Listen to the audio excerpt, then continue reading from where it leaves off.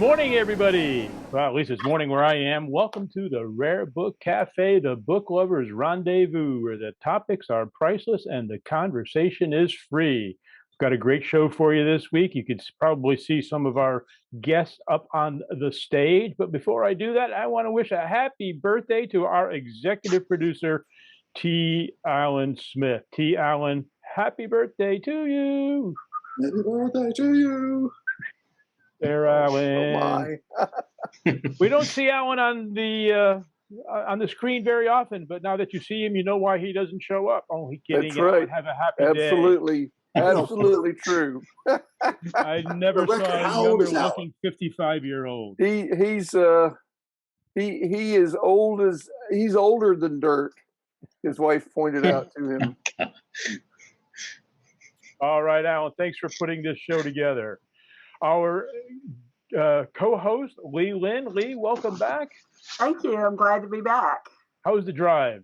Drive was long, but the leaves were pretty and had a great trip. Excellent, excellent. Had a great trip.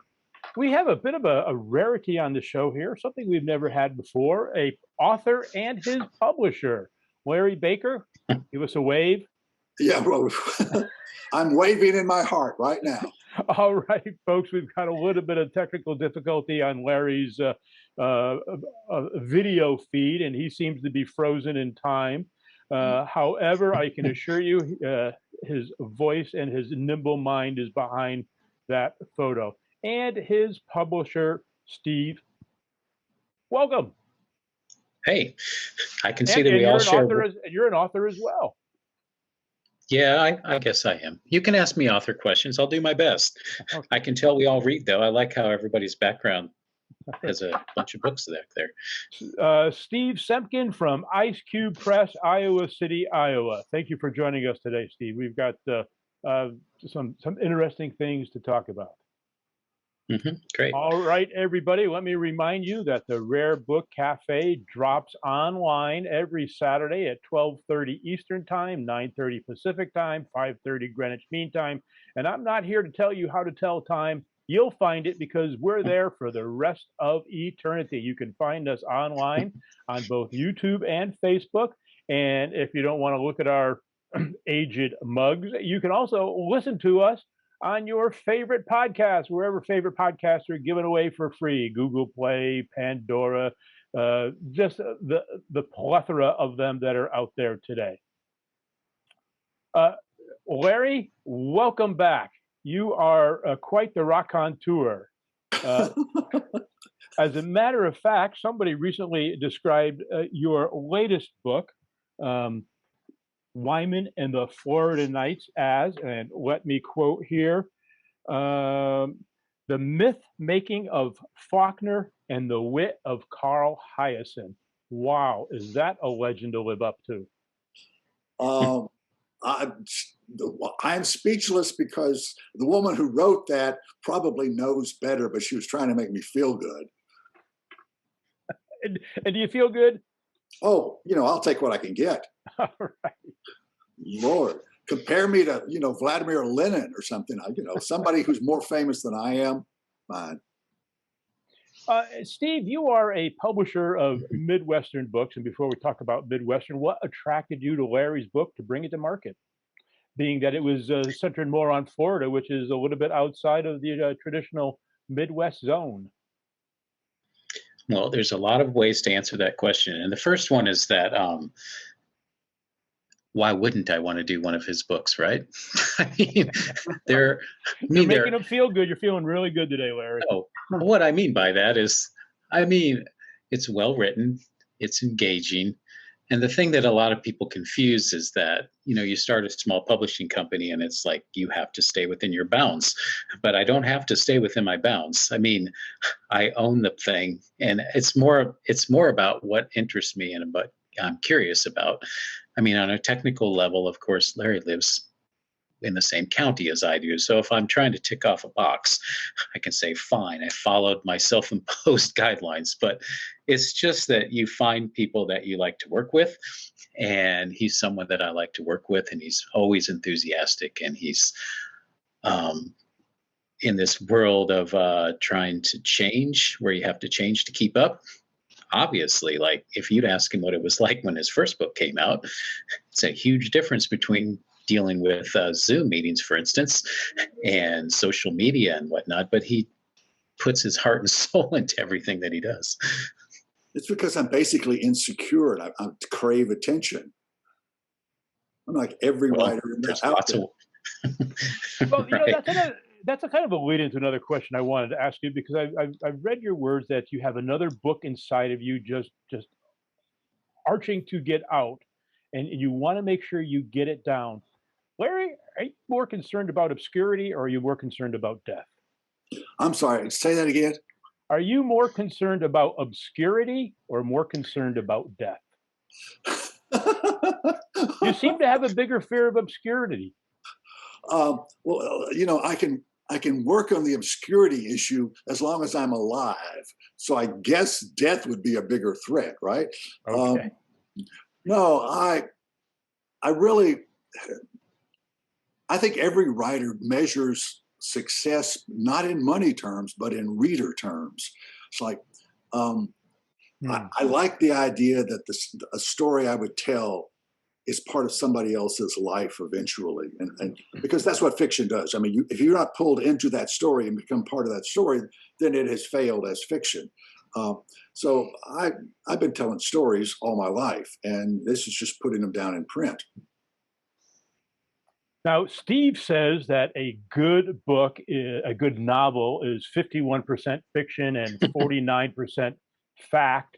How do those numbers stack up in your new book, Hyman and the Florida Nights? Well, this is interesting because this is the first book for which I've actually had to do research. I mean, I can make stuff up like crazy, but when I start talking about the history of Florida, I really have to go back and, for example, Google, did they ever grow tobacco in Florida? What about the cattle industry? What sort of fauna and animal life would be there in the 1860s? And then I had to research architecture, because I'm talking about a family that begins in 1866. So what sort of architecture is there? And then bring in architecture from the north, since these first settlers were from the north. You know, I had to do research on something called the Constitutional Sheriff's Association, which is really starting to take off in Florida. Part of a New Yorker article about 3 years ago. Sort of very conservative, literal interpretation, but basically a law and order group who basically is trying to redefine the Constitution and write out the federal government out of the entire concept of constitutional law. That's part of my story as well. And then, of course, there's that scene in the book where the journalist goes to Orlando to a Trump rally. I actually got a videotape of that entire rally, and the description in that chapter is lifted right out of the actual rally itself. I just threw in fictional characters responding to the reality of what was happening at that time. So there's all sorts of little things in there that I just didn't know, but I had to research. And between the modern politics and the history of the Klan, did you intend to make a statement with this book? Oh, you have to break that down into categories. What sort of statement? Political statement? Sure. I mean, it's obvious that these characters are operating in a world that Trump is changing, but he's a secondary issue. You know, it begins in 1866, and these early Republicans in 1866 have morphed into a different kind of Republican in 2016. In fact, the book itself ends literally on Election Day 2016. So the reader knows what happened, but the characters in the book don't know what's about to happen to them, and that's how the book ends. So, yeah, I want to make a statement more about I don't know, fate, family feuds, selling your soul, the impact of history, and the fact that people tend to lie, and families have all sorts of, you know, it's the oldest story in the Bible, literally, the Cain and Abel story. Yeah. And you have two cousins who are, in their own way, competing, and one of those cousins, by the end of the book, I don't want to give too much away, but let's just say he is there when the other cousin dies. And so I'm telling a story about the secrets that people have that alter their lives. So that's the statement. Well, I've read the book. All right. And so you're not going to give away anything to me. But Ed asked you a while ago if you were more afraid of obscurity or death. I've read 3 of your books now. I read Flamingo Rising, I read The Good Man, All right. and I read this in 2 days, mind you. Wow. And a lot of people die in your books. They really do. A lot of people die in this book. Yeah. And at the end of the book, are we setting up another death? You could probably answer that without giving much away. Well, I hadn't thought about that. I was talking about going back to those 3 books that you mentioned, which makes you one of my target audience readers. But it is, and it's not a conscious thing on my part. I don't start out going towards a death. That sort of evolves over time. In fact, the Peter Wyman character in this book was not even supposed to be in the book. I was writing this other story, and I realized I needed somebody as an outsider to come in and pull out information from the other characters and be a springboard for the revelation of secrets. And then he himself became a more interesting character, but a not very likable character, I don't think, at least to me, the writer. And he didn't come in until halfway through the book. Right. And I didn't know that you didn't intend to have him originally, but I think it was fairly obvious that then suddenly we had to find out a lot about Peter. Oh yeah. In a hurry. Yeah. So we could get him to where he needed to be in the story. Right, and there's also a lot of ego in this story. Norton Knight is a perfect example, but Wyman himself is an egotistical person, and I would argue that the character Jit, the sort of poor cousin sheriff, is in his own way just as egotistical as Norton is, because he has a sense of his own power to define what justice is, and he applies the law and justice in different ways throughout the book. You forgot to mention that the big difference in this book and my other books that you've read is this book has a lot more sex than the other books did. Yeah, well, I'll think about that. Yeah, but a couple other questions that came up when I was reading is the overlap of some of the characters from book to book. Mm-hmm. Certainly in Flamingo Rising and the Good Man, but then you brought Harry back in briefly. In this, and Polly. Harry is my favorite literary character. Well, I know he is. I know he is. I also found it interesting that you reuse names. Like Abe shows up. The name Pete has shown up in more than one book. Is Alice has shown up? Is this intentional, or do you just like the names? Well, this is the interesting thing, and you as a reader of A Good Man of Flamingo will appreciate this. There's an Alice character in Flamingo, right? And a reader pointed out to me after that book was published that as intriguing as Alice was, and Alice was sort of based on a real person at the time, the character herself was a lot more dangerous and potentially evil than I think I even recognized in Flamingo. The way she would manipulate people, the way she would sort of make decisions for other people. And once that character was created, you forget the original inspiration. You forget the person that it may have been the model to begin with. And the character is what is obsessing the writer. And I have sort of refined that character to this book to book.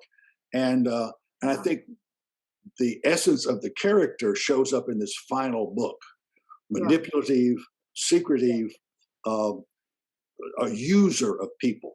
And that wasn't as obvious in Flamingo, but it evolved over time. So yeah, and also Alice is one of those mythical names. And it's interesting in this book, the wife points out to Peter Wyman, that's not her name. You created her. Mm-hmm. And it's the idea that when you create something, you're responsible for it. And Peter has to pay the consequences of what he created.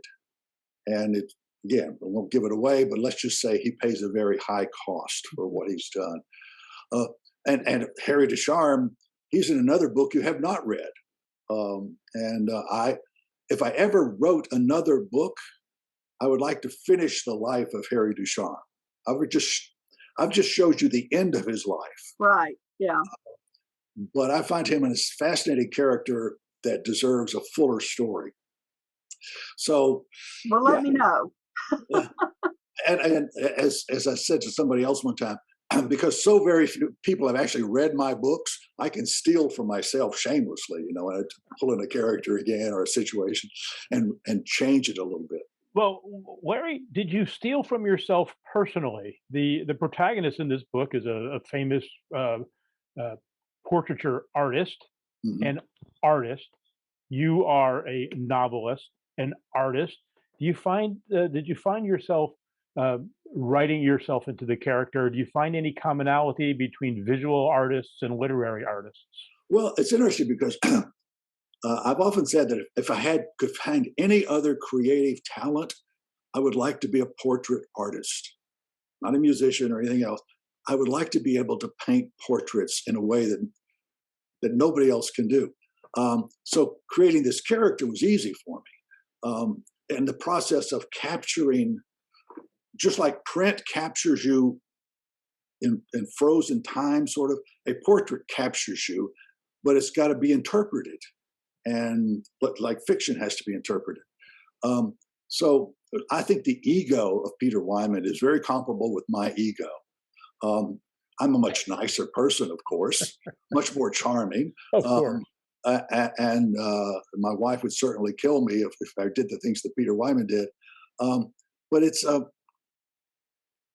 a process of, how do you represent reality? A writer does it, a painter does it. And it's that process that's always fascinated me. Excellent. Larry, go ahead. Can I have one more question? You were talking about doing research for the novel. Was there any basis for the kind of family and Sid town that the Knights and Knightsville represented? I don't think so. I mean, I didn't know of any characters like the Knight family except from the Bible. I've always been fascinated with the fact that Florida is so different from other states in the Union, and that it's Southern, it's South American, it's jungle. I mean, the key line in the book, I think, is early when Pythagoras Jones talks to Thomas Knight, and Knight's talking about this being a garden, and Pythagoras says, no, this is a jungle. That's very different than a garden. So that's sort of the natural environment of Florida makes it different than any other state. And trying to tame that environment, trying to make money off that environment, basically has destroyed the environment in Florida. And so I don't think the family is real, but the type of people are real. Larry, we're going to give you a chance to catch your breath. I got a couple of questions for Steve. And Steve, you are not only a publisher, but you are an author. And you once said that I don't think of the words so much. I think of the sounds and the patterns. Doesn't that make you a poet? I don't know. I guess I just think that there's a certain, and I'm definitely not a talented author. The reason I'm a publisher is because I like helping other people write. So for me, the best thing is sitting here listening to Larry talk and making sure that and enabling him to have a book out to do that. And I'll get to your answer. I was just going to wrap around to that 51%, 49% recipe. And I never knew when I said that was going to be so many people were going to repeat that back to me. But see, because I had read something Larry wrote recently, and I think he had a question whether he was ever going to write his memoirs. And he said, well, I don't need to. I've written all these novels. And I think that kind of equals that comment on my part. I mean, there's no such thing as separating your life from the fiction. Or, I mean, if you're creating something, you're creating it based on what you know. And so I always think the most fascinating things isn't the saying what's truer than the truth, the story. And so I always think that's what I mean by just that little extra over the edge, 51 or 49, either way you want to go. And as for the sounds, when I was writing anything that I've written, I've always thought that it was key to match the sound of a scene with the sounds of the words. And so if you have a slow moving passage, then why not use words that are very slow to read and lots of extra letters? And if you're speeding things up, then you could speed it up. And I've also would proofread things by reading them out loud into a tape recorder and then listening back to them. And I just think that, I'm not always, there's a lot that I wish for that doesn't come out when you finally read it, but that's always been kind of a goal of mine. And I take it as a compliment when I write press releases and send them places and they go, that's a lot better than most of the ones we read. And so I always think, well, that probably has played a role in my life on that as well. It's just not doing the name, the day of the week, the time, but trying to integrate that into sort of all the senses at once. That's a great technique for sharing with our budding authors out there, one that I haven't heard before. Most people take the manuscript and turn it over to a friend to read. You read it out loud to yourself. Oh, yeah. I mean, if you read it, where if it's good because when you're reading it, you actually have to read each word. And then the most useful part is then playing it back to yourself, and you'll hear yourself reading it and you're like, oh, that's where I assumed something, or that's a word that I skipped, or that's a word I didn't need. And there's lots of things you have to do. I've always joked, like I had someone submit a book to me once and they said, yeah, I've edited this thing like 3 times now. I think it's ready. And I kind of just laugh, like, you haven't even started yet. I mean, you've got to do so much more. I think one of the remarkable things about writing is that everything has to be right. I mean, people will, if you miss one word, it can throw everything off. And I'm not saying it's harder than any other art. I mean, I kind of am saying that. But I mean, if you have there's so many, like every single paragraph, every single comma, every single thing has to be just the way you want it. And that, when you start thinking about it, that takes a lot of talent and a lot of persistence and attention to detail. And it's one of the things that as a publisher, you come to understand how much effort people put into their books when they submit them to you. It's not something that you should just sort of flip to the side. It's like they have done what they think is the best thing they can do on a topic that's, they've got their family, they've got their kids, they've got money issues to deal with. But after that, I mean, the book that they send me may be the most important thing that they've ever worked on or thought about or put their mind or their effort into. Well, that's a great sentiment, and it comes from a independent, private Midwestern press. Do you think that that's a value that you bring to your authors that Random House can't deliver? Well, apparently it is, because when I work with people on their covers, for instance, they always are stunned that, like, you're going to let me have a say in how my cover looks. And I always think, hey, it's your name on the cover. Like, you're putting your name on it. I think that the author has to be satisfied with their book, because when you're dealing with sales the way I do, you have to have the author on your side, and you have to have them. I mean, who's going to want to sell a book if they're not happy with it?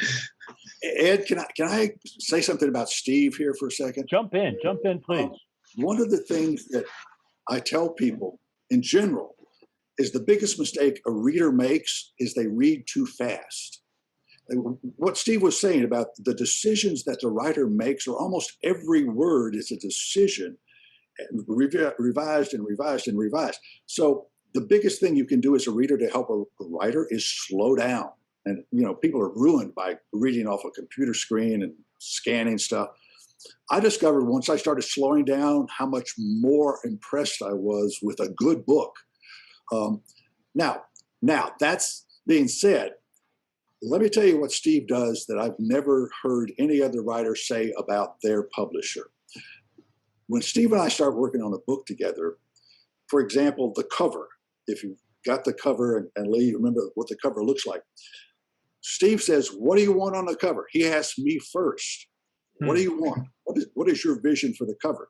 So I went through various photographs, and I hooked up with Steve Vaughn, this Florida photographer, and it does a lot of nature photographs. And I found a really good picture.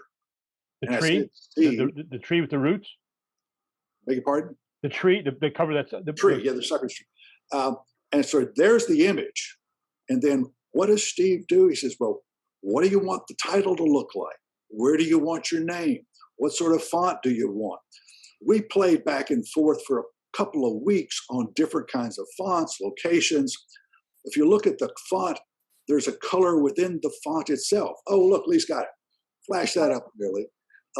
So those are all individual decisions that Steve helped me make, but by offering me all sorts of options, because I don't know these things. Steve has an aesthetic talent that I don't have. Mm-hmm. And he helps me find options to bring that out. And the other thing is, when we send out the review copies, Lee, if you look at the spine of that book, yeah. I don't know if you got a review Alan, copy. Can you put me on the big screen? Yeah. Okay. I think you got a second copy. The first version of that, you couldn't read the spine copy because it was very light font print. And I told Steve that a bookseller said it didn't show up on the shelves. And he went around and changed at the last second, he darkened the color on the spine. I mean, he's constantly making something look better. Mm-hmm. We have discussions about the font in the book, discussions about justified margins versus other stuff. Steve helps a writer produce a better book. And that is something that most people don't understand about his role. That's really impressive. Well, the thing is, a woman here in Calhoun who had written a novel came to our book club, and she was talking about how the title got changed by her publisher. The image on the cover got changed. Mm-hmm. The title then seemed to have nothing to do with the novel itself. Uh-huh. And she was very unhappy. On the other hand, another woman who lives here in Calhoun, but has written 20-something novels, and she now uses a small publisher in South Carolina who gives her the same kind of attention. Her latest book, we've had her on this show, Mignon Ballard. Her latest book, the title was based. She chose the title. She actually did the painting for the cover herself, with help from her watercolor instructor. And so she got that kind of personalized attention from what is basically a one-person operation like Steve's. And that's Yeah, well, the really thing is, I mean, I would say that on the outside, it seems kind of like I'm being super generous, which I mean, maybe I am. But for instance, if you ask an author what kind of image they want on their cover, the reason why I usually ask that is because if there's a difference between what you're hoping the book's about and this image that you have of it, if there's a disconnect there, then it seems like we need to work on those two things.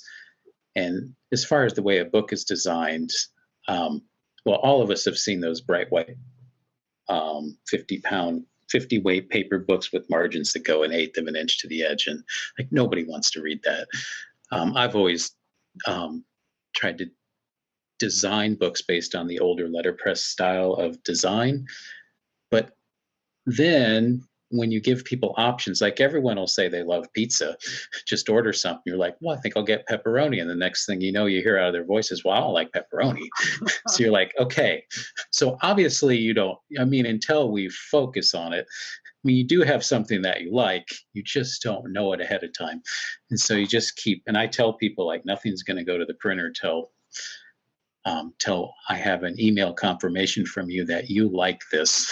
And so I think I may err on the opposite end of that, where it's like, oh, did you notice that I made the type style just a little bit bigger and did the lettering just a little bit wider? But if you compare the two, I think that and there are ties between letter type and book style and book content. I mean, if you can improve the speed that a book's read easily by the way you design a page and how many words you put on a page and what kind of type style you use. And so I feel like, well, I mean, all that goes into that idea of it's all is being created. Lee, Yeah. just a trivial pursuit information fact for you, Lee.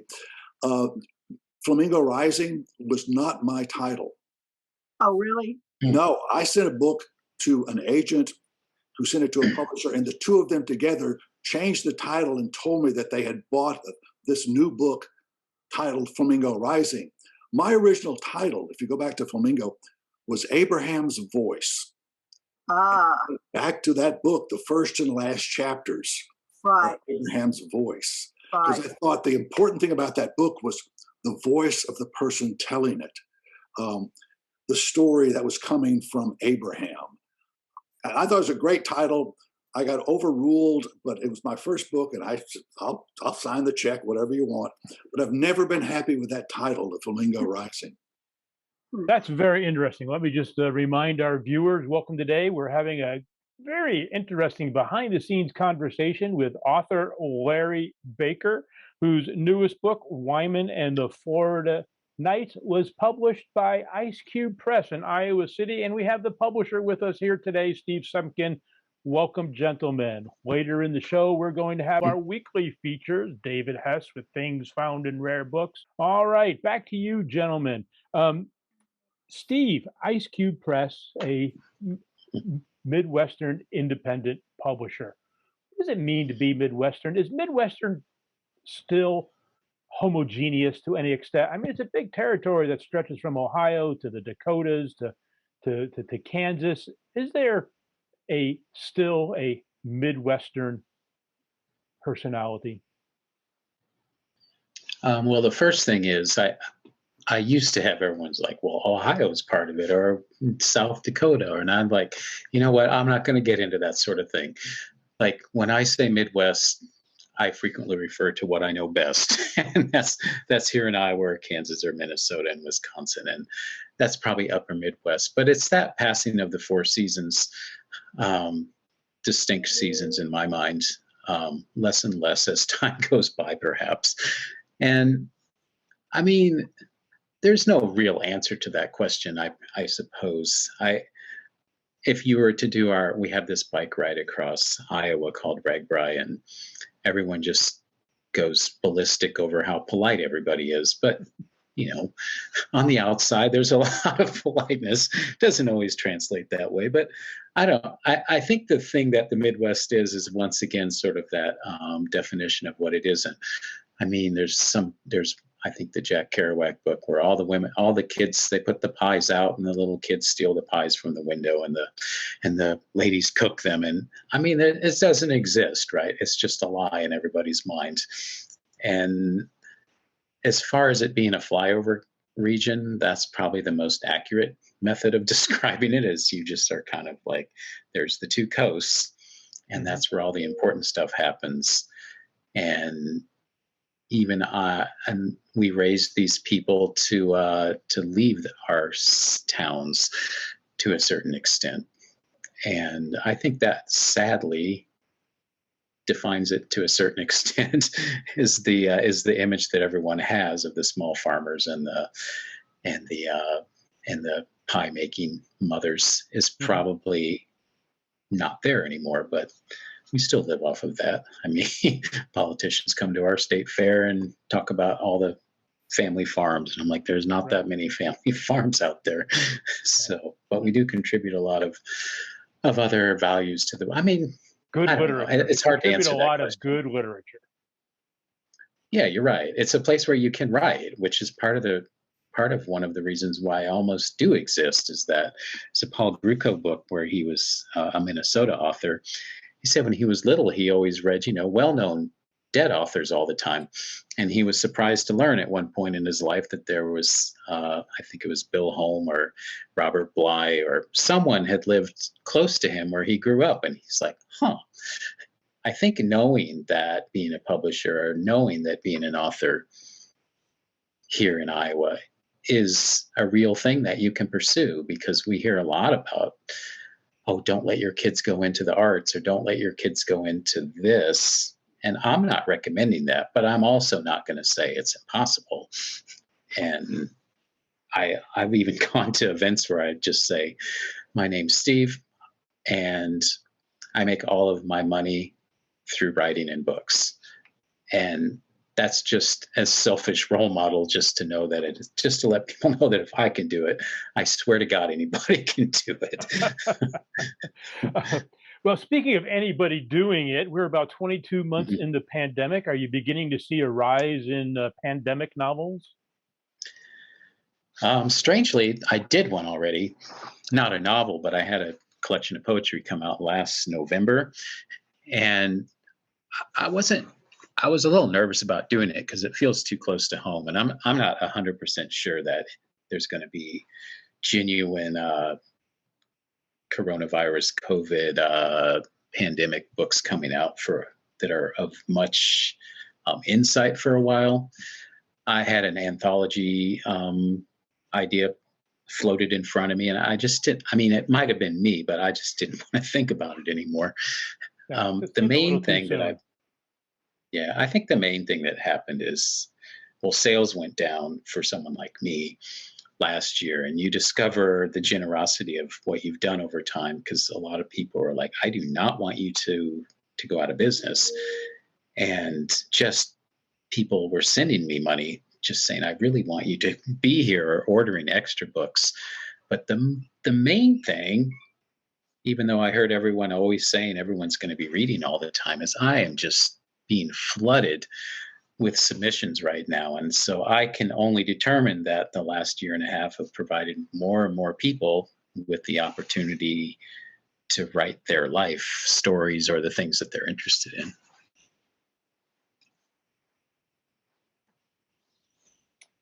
Great, good.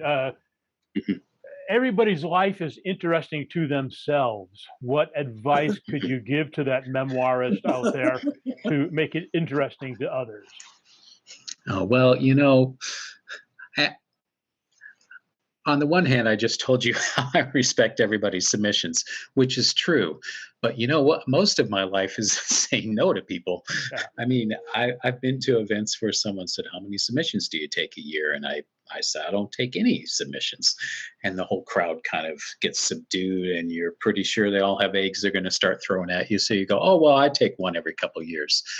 But with that said, it's when you sort of get these books that say, I was born in 1812. I mean, that wouldn't be a person now, but I was born in whenever, and I was born in this town. And My there's so grandfather many was the more ways. mayor. Yeah. Right. I mean, there's so many more ways to integrate those facts into an interesting story. And so, on the one hand, I would encourage someone like that to do that for their family, because those stories, you don't want those to be lost. But I'm not really in the family memoir business. And so, if you're able to if you're able to write a novel about the Knight family in Florida and start spreading history and ideas about how your life was lived, and then that's much more interesting than. And I frequently say that a well-written a well-written boring paragraph means almost nothing to me, because great, you got everything correct, but on the other hand, a poorly written great idea, I can work with that. I mean, the ideas are harder to come by than well-written paragraphs. Do you function as editor for the books, the submissions that you do accept, or do you? Yeah, I have. Well, I kind of. Editors. I mean, I guess I could be considered the gatekeeper of what other people see, but that doesn't mean that I mean, if something comes in and it looks interesting to me, I have a 6, 5, 4 at any given time some people that I'll say this seems like the kind of thing they would like, and so I'll just zap that submission off to them and say, don't spend a lot of time on it, but just what do you think? And if they don't get back to me quickly, then usually that's a good sign. But I could spend the rest of my life reading the submissions that I already have in my files. I mean, I think that is the one thing. I literally had a woman call me yesterday, and I'm not making. I mean, it's sort of a classic example of what I would end up dealing with if I didn't screen things out. I got this phone call, and she said, "Oh, this publisher in Iowa told me I should contact you because it wasn't for them." And I said, "Okay, great." And then she told me a little bit about what it was about. And she goes, "I'll just send you the whole thing." I said, "I'm not going to read the whole thing. I don't need that much. All I need is for you to send me a tiny sample of what your book's about, or a letter about what it's about, and a little sample so I can get a feel for your writing." She goes, "You know what? You'll never figure it out from that." I said, "Well, I'm not going to read the whole thing, so it's pointless for you to send it to me." And we kind of bantered for a couple minutes. I said, "You know what? I can't work with you already." And I mean, there's this balance between like amount of life left and whether it's going to, and the point of that is I'm a small publisher. I work closely with the people that I work with, and I don't have to be your best friend, but we definitely have to get along and agree. And so she might have the best book ever, but somebody else is I going to publish also, right, someone else is going to have to work with that. And so that's part of the submission process. Do you have any time in your life for personal reading? Do you ever, what do you read when you have a few moments of enjoyment? I do try and read. I do, not last year, but I do book fairs, and you pick up some galleys or you pick this up. I'm kind of drawn to what I really started the press for, was this environmental place-based writing. And so I'm more of if I had to choose between fiction and nonfiction, I'd probably choose nonfiction. I'm not a huge poetry reader, but I do appreciate it. I try and do one poetry book a year because those people are so passionate about their work that it would be a shame not to have poetry in the world. Mm-hmm. Like I always say, it always comes out in births and deaths. In funerals, it's like it has a place clearly, so it's not. We don't ignore it. But yeah, I read a lot. I mean, not as much as I used to, but I probably read, which sounds bad out loud as a publisher, but I probably read 12 books a year or so. I skim like 3,000 of them because they're all sitting here in piles. Sometimes I think I'm just a book collector, not a book reader. And how about you, Larry? What is your inspiration? What other authors, what other literature excites you and stimulates you on the writing side? It's interesting that all of the literary influences on me occurred years and years and years and years ago. I mean, just starting with the Bible and then picking up Shakespeare, but that was 50 60 years ago. And then you discover literature. You discover Flannery O'Connor, and you discover Fitzgerald and Faulkner, and you discover, excuse me, short story writers like Raymond Carver and Irwin Shaw, which I think are just tremendous writers. But here's the irony. I read very few novels nowadays. The older I get, the more nonfiction I read. I'm reading more and more history than I ever read before. You know, if Joseph Ellis has a new book out, I'm going to read it as soon as I can get a copy. I'm really into constitutional history because I used to teach history in college for 30 years. So I find myself not inspired by writers so much or influenced by them, but just fascinated by what they've got to say. The interesting thing about inspiration is anything creative that I encounter inspires me. I can walk out of a good movie and want to go home and write something. There's something that is provoked by experiencing creativity in somebody else.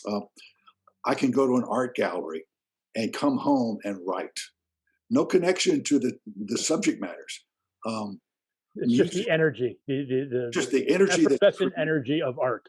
Yeah, it provokes, stimulates some little hormone in the brain or something. I don't know.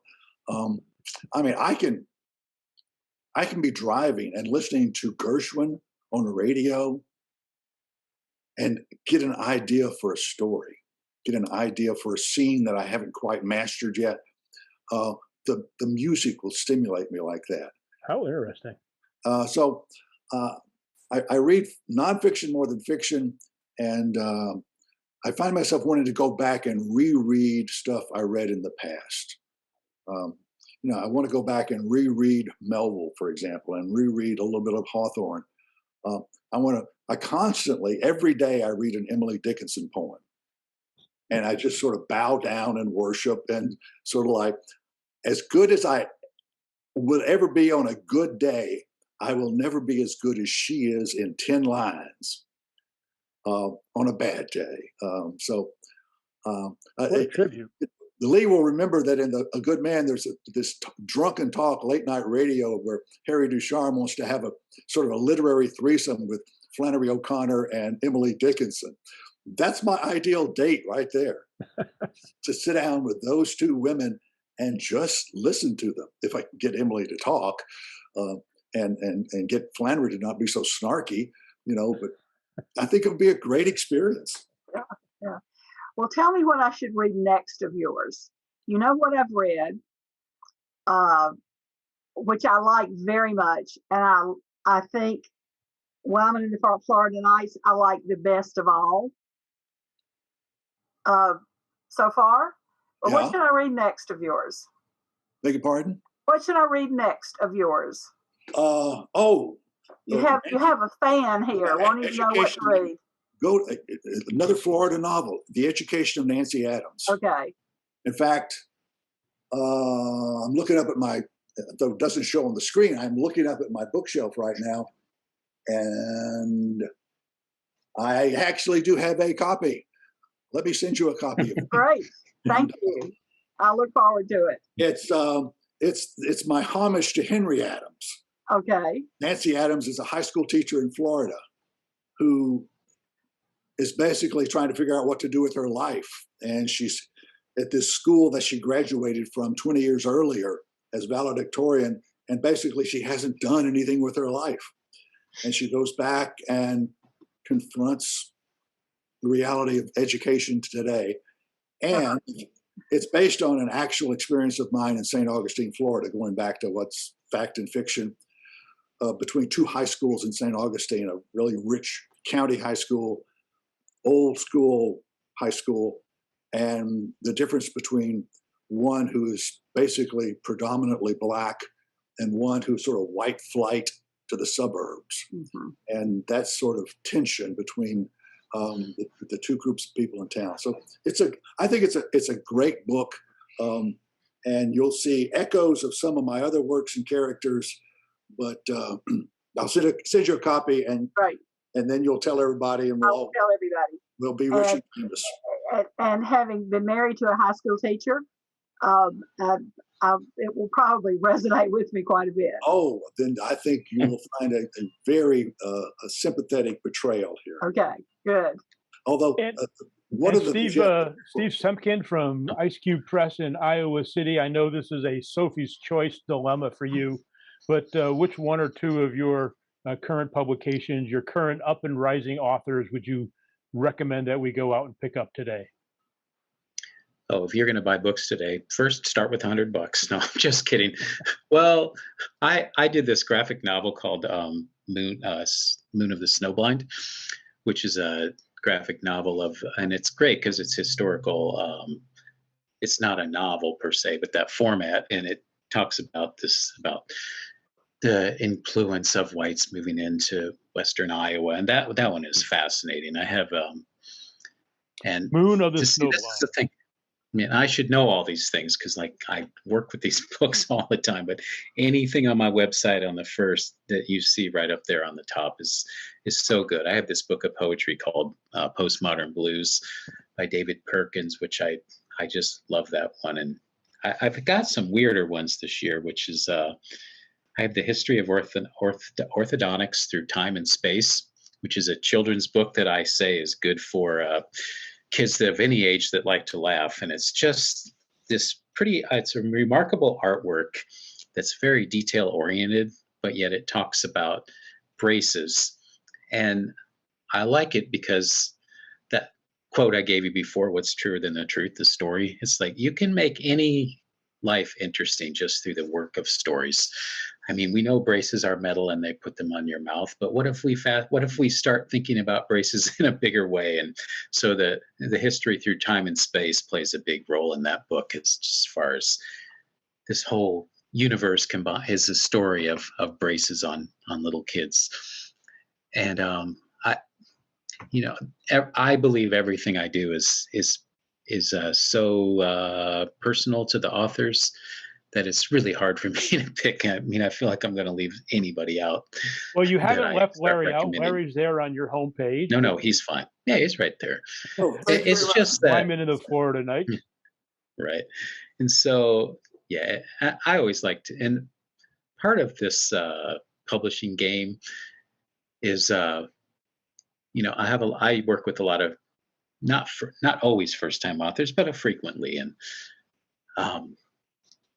one of the most valuable things anybody can do for an author in this day and age is do shows like you're doing right now, the two of you, and just like imagine yourself as an author someday. You're going to hope that your friends tell their friends. And so I like to say sort of that golden rule. It's like do for other authors what you would want them to do if you were a review. Like just putting a review on Amazon, if you bought a book from Amazon, on there helps. Just commenting to a publisher like me saying, I'm so glad you did that. And in this day and age, we all care about Facebook, and it's just part of reality, is that if you tag that author and put a picture of their book on there and say you really liked it, those are the little things that really make a huge difference. And I think they seem insignificant, but I always wonder, like, all you have to do is hit that share button on the Facebook post and boom, it shows up on your thing. And we don't know what will happen with any of that, but it's pretty painless to do that sort of thing.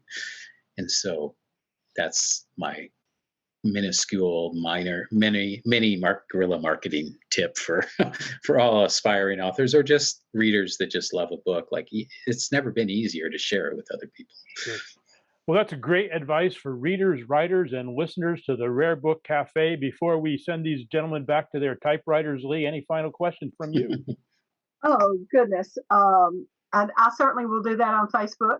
I'll get around to that this afternoon. I have grandmother duty this afternoon, so I have to wait until the grandchildren are gone. But the I have an almost 9-year-old granddaughter who probably at some point is going to be facing orthodontics. That might be a really good thing for her. She reads voraciously at 9, and that might be good for her. It's so much fun to have both of you on.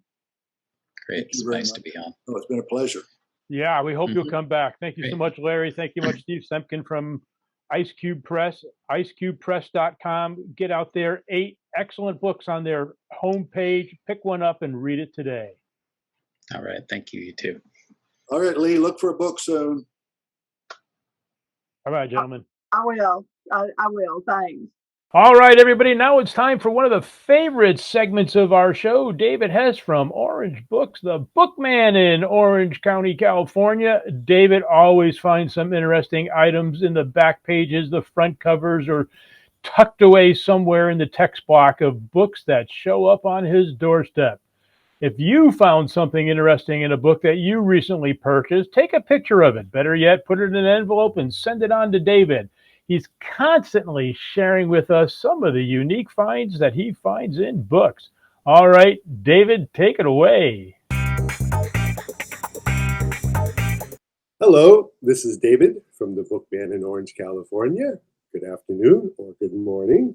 And the show here is Things Found in Old Books, and that's exactly what I have today, Things Found in Old Books.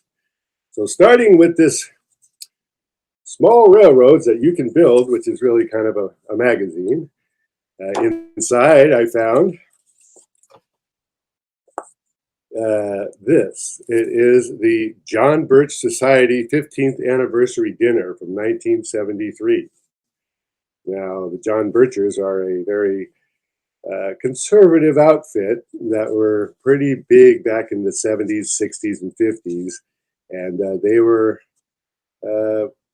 as I said, pretty conservative. And what they have is they have a little menu. And, you know, they're going to have some fruit luncheon, and they're going to have foie gras and baked souffle Alaska. And then they have an application so you can join. And then they have a list of the speakers here for the John Birchers, and a little chart of the seating of where you'll be sitting at the dinner. And now I don't know how much the John Birch Society is still around, but there's that. I found that. It was interesting, so I'm sharing it with you. In this book here, The Greek Treasure by Irving Stone, it's not a big thing I found, but I did find this. It's a card, and the card says, "Please present this card for your personally autographed copy of The Greek Treasure." So I imagine if you went to a signing, you would buy the card and then get the book there. I'm not sure, but you have to buy the card to prove that you're going to get the signature, possibly. But inside it is signed by Irving Stone. For Dorothy McSeveny, my longtime friend in the book world. Fraternally, Irving Stone, 1975. So we have the card, we have the book. And I found this quite famous book, The Moon is Down by John Steinbeck. Tucked away inside. The book came out in 42, I think, or 1942. I found a picture inside, and the picture doesn't look like it's from the 40s. It could be. It looks like it's from the 50s. It's an adorable young girl sitting in the front seat of the family car in her little socks and shoes and cute little dress. Now, I'm not good with cars, but it could be a 40s car. I'm not good with that stuff, but the picture is adorable. So I feel very fortunate to find that in it. And the picture lives today inside of a book. And finally, from my archives, is a card from greetings from San Francisco, California. We've all seen this design. You know, it was pretty big back in the day. You know what? I got so excited to find the card that I'm not sure exactly when it's from. Excuse my ignorance. There is a 1 cent stamp on it. So, you know, from the 1 cent, it's either the 50s or the 40s.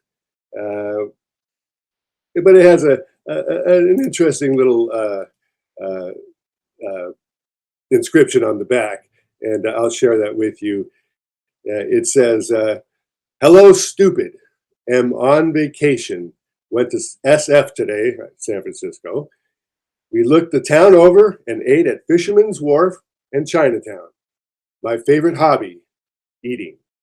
You'll have to come to Sacramento, to see me after you get down.